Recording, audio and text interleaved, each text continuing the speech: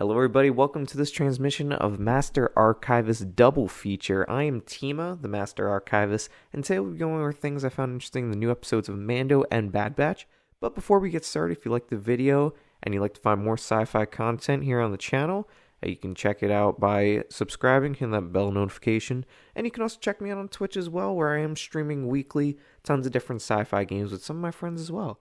So with that out of the way, let's begin. So to start this episode, it was very heavy with Mandalore, which is literally what I live for. We got to see Mandalore post-Purge in all of its shattered glory, and the inhabitants that remained hiding out in the caves, and some of the creatures that lived in the outskirts of Mandalore, such as the Alamites. And we also got to see, different creatures and, cyborgs. There's this random one-eyed cyborg who's kind of like the villain of the episode. It's yet to be named. But we did see these inhabitants basically act as a roadblock to Din Djarin getting to the living waters of Mandalore. We also got to see Bo-Katan return, really the unexpected hero of the episode. One of the things I really like, there's one part of the episode where Din Djarin was basically being drained and turned into food. I didn't quite understand what the robot's motives were in this, but Bo-Katan helped out, and there's a moment where she looked at the Darksaber, and I'm like, I feel like this, Lord of the Rings. I feel like I've seen this before. I thought she was going to use it to betray Din, but really took the high honor approach and helped Din out.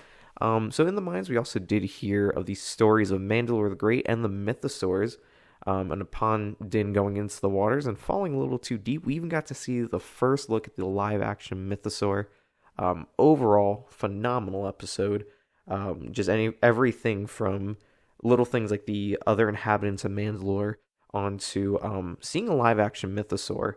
I really think Mando has done so well with showing these famous creatures that we've only heard about or we may have seen in other media, but bring them to live action.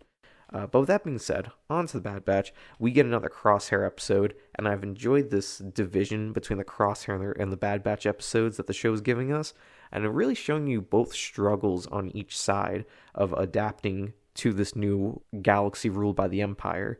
And of course, with the Crosshair episode, we also get to see the Empire liberating anyone who defines them, ruling their new opposition. We get some new characters, one such as Lieutenant Nolan, shows his disdain towards the clones, just like Rampart views them as equipment more than people.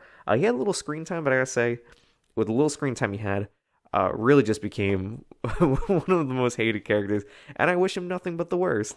We also get to meet a new clone named Mayday, who I love the design for. Just, this tundra frozen clone, had the beard, long hair, and his armor is wrapped up in the bandages. I loved seeing his look.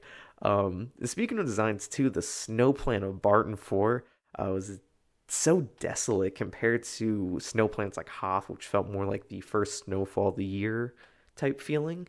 Meanwhile, this reminded me more of John Carpenter's The Thing. It was just dark and desolate planet.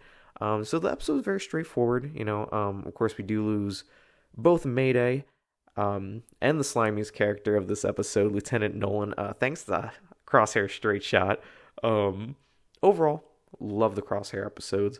They make him out to be more of a complex character, and they show the Empire really phasing out the clones and how they kind of feel amongst there. And with Mayday being included, seem to be one of the only people that really understand, and the only one that Crosshair really sympathizes with. I don't know. I think this, obviously this is a turning point for him. I don't know where they're going with the character, especially with those scientists involved.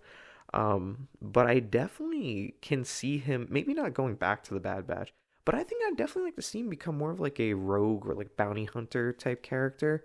Definitely has the personality and the skills for it. I think that was a quick, good overview of everything, but well, that pretty much does it for this transmission of a Master Archives analysis. If you liked the video, give it a like and let me know what your favorite part of the episodes were. And until next time, thank you for joining me here in the archives, and may the Force be with you.